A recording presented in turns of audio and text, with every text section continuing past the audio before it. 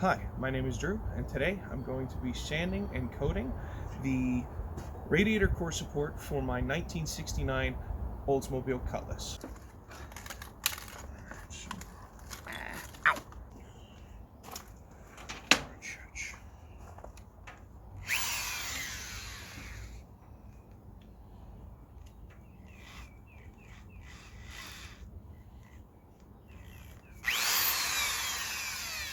Ta-da!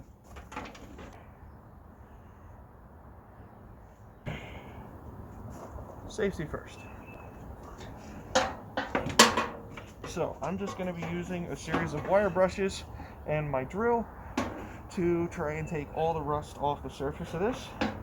There's also some beaten loose up metal here and there that might actually just be cut off. We'll see once all the sanding's done.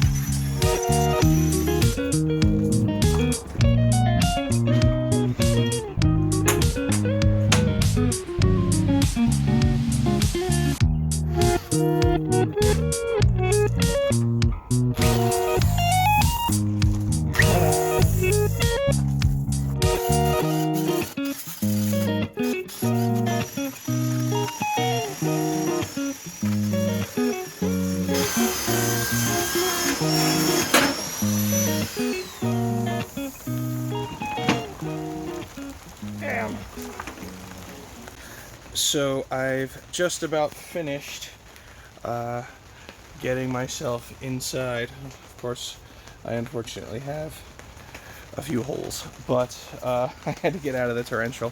And of course, as soon as I was getting everything inside, it slowed down. It's picking up a little bit more now, but I'm going to get myself set up and continue on because I would love to get this done.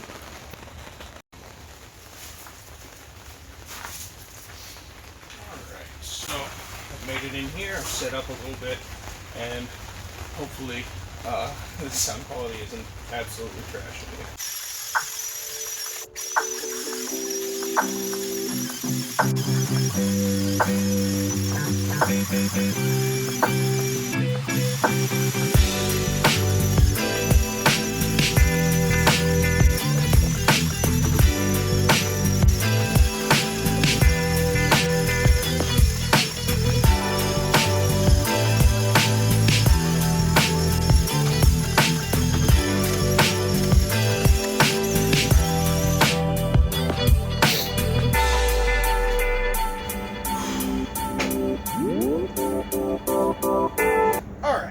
So my camera died. So I managed to get all of the hardware off, as well as the headlight bezels, and I sanded everything down. The hard to reach places I got with a couple of handy dandy crevice wire brushes. Where was that? Little details.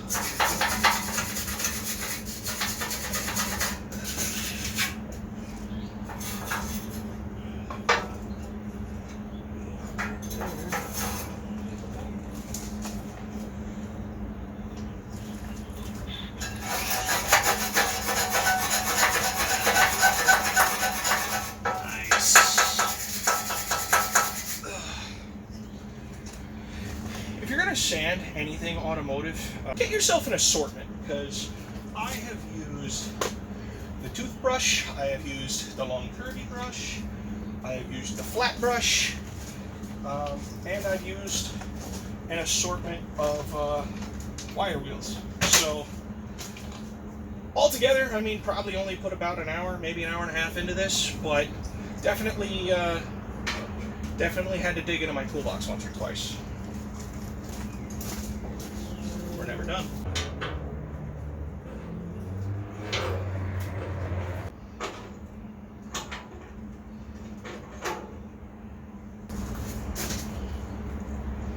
Hood height bolt, I guess.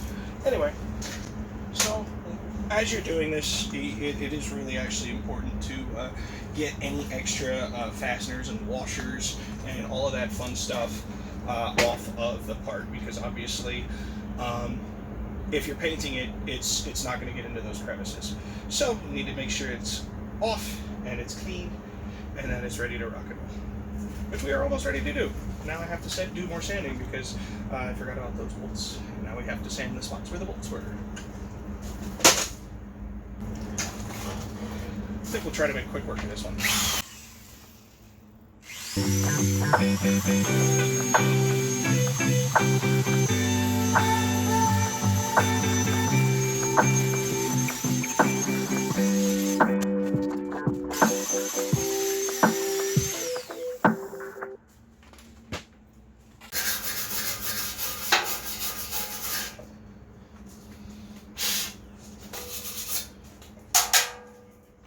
So the last time I was recording, the camera died, but I now have this sanded. It took a lot longer than I wanted it to. Not the sanding, but just getting to the project, you know, life.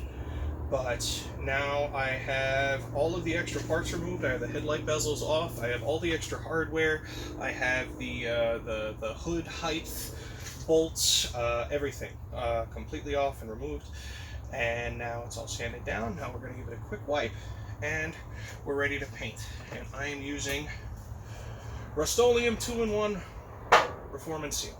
I'm going to be sanding down and coating the mounting points on the front of the frame.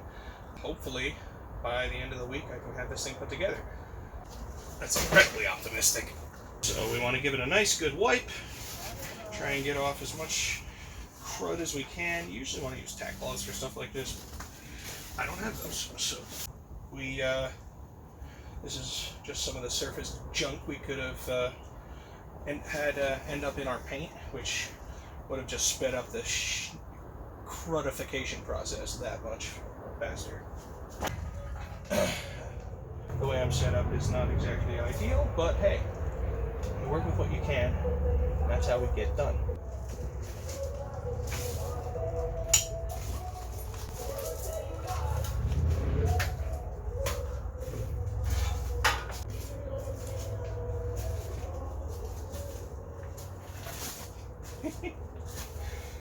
And then there was that. So, now that the neighborhood's quieted down a touch, I can continue on my little process, my little journey here. So, we're going to pop open our 2-in-1 Reform and Seal.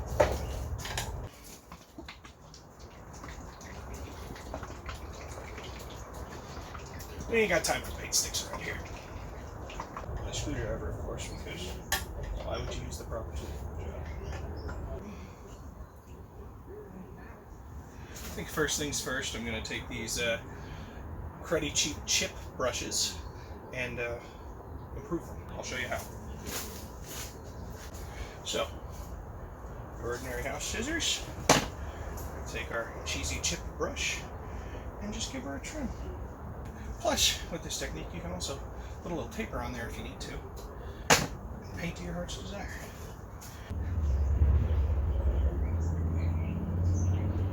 Just gonna go to town. Being that it is still a cheap, cheesy brush, you are going to drop hairs every once in a while, so, you know, just watch out for them and take them out. It's not a big deal. Now, I'm sure there are ways that it could be, you know, spraying this on, or, you know, getting it airbrushed, or getting it dipped, or something along those lines, but this is basically a budget build. This is kind of my passion project, and I like to do things the slow and hard way sometimes. And hey, if you have never found your zen just like painting outside on a sunny afternoon, try it.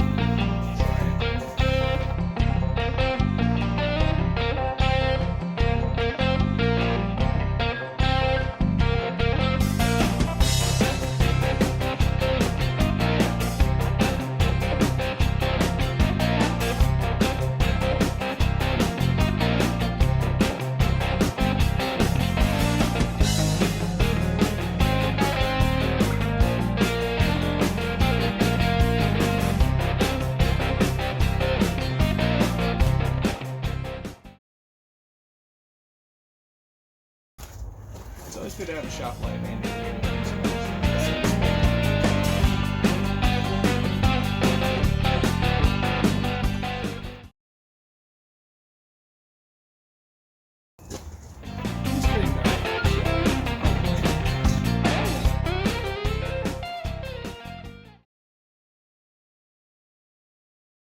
Another day, another momentous occasion to work on my car parts.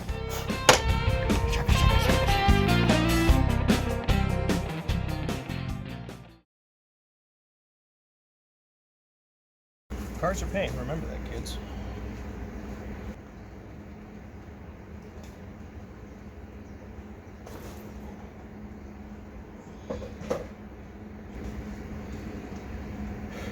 It's not the heat that gets you, it's the humidity.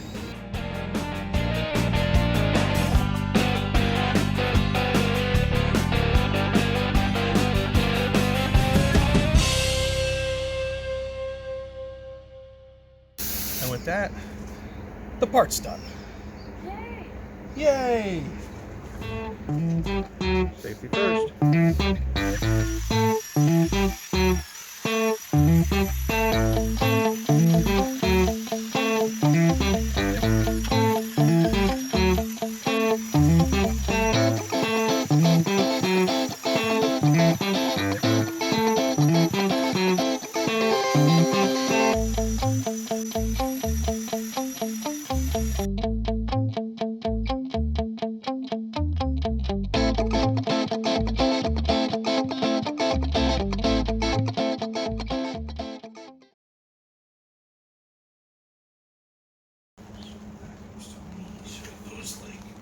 This.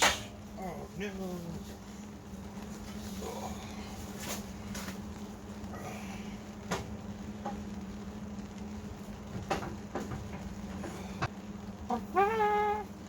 And according to the drawing, they're right behind that center support there. So we're just going to follow the frame back.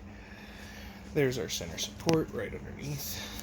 And behind it is, of course, a cab mount. So the cab's going to be bigger than the rad support. So I'm going to assume the itty bitty babies are for this one. Let's rock and roll.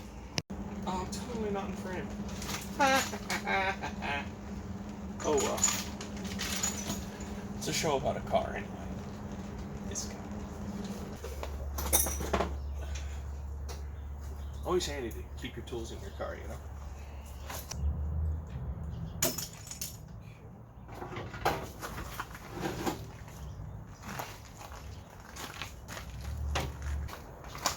Oh yeah, I don't know how I didn't really think to do something about that. There's a little kink here where the bolt was pushed.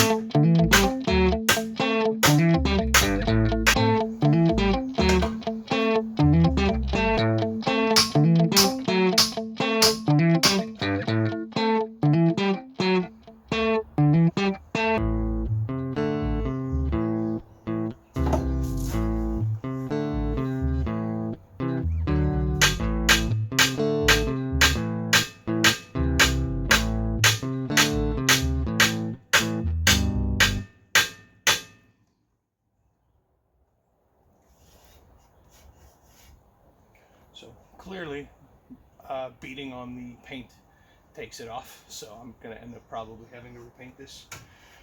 But I will get it far enough to be able to dry fit it once more. And hopefully it actually fits this time.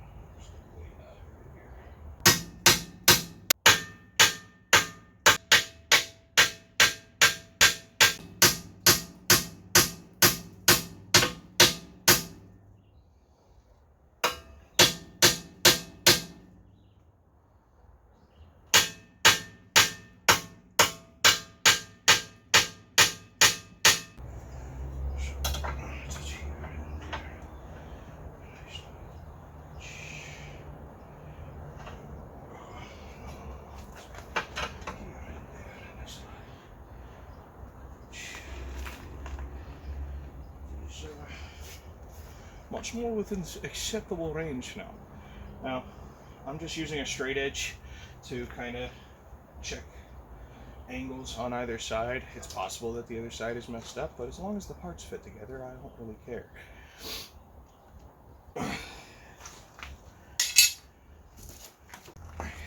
Hey, hey, I'm on vacation every single day, 'cause I'm on vacation. I.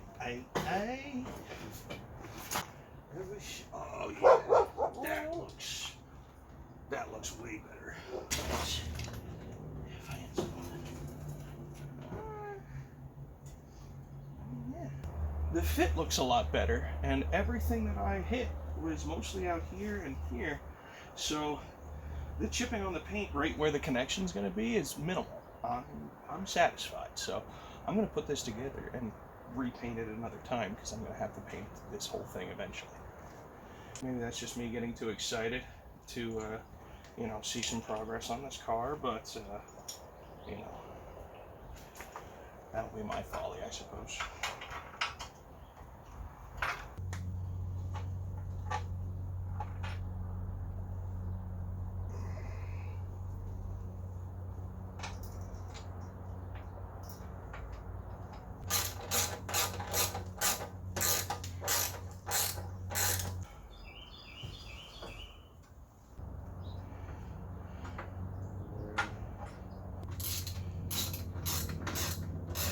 I am friggin' stoked. It's looking a little more like a car again, and it's been so long, guys. It really has. I'm not sure if I'm gonna take this other fender off to clean it up because it only needs a little bit of body around the skirt, and then this stuff I can just clean up with a brush, and then paint something on there to protect it. The whole bay is going to get cleaned up because everything is rusty and freaky looking, but I think the next step, now that this is mounted, is I think my next step is going to be to get my radiator bushings and get my radiator put back in. After that, I'm going to need a battery tray because this one doesn't have one, and a new battery, and I should be able to start the car back up. That's exciting. I'll see you guys on the next one. She's coming together too. I already have the wiring back in where it belongs. It's all going to be replaced, but I'm going to use it as like a kind of a road map. And then I just recently, by recently I mean during the clean out, I found these. Where the heck are they? There they are. I found these awesome little rubber pieces that hold the radiator in place. So they're still in great shape, so I'm just going to clean them up and reuse them. She's coming along.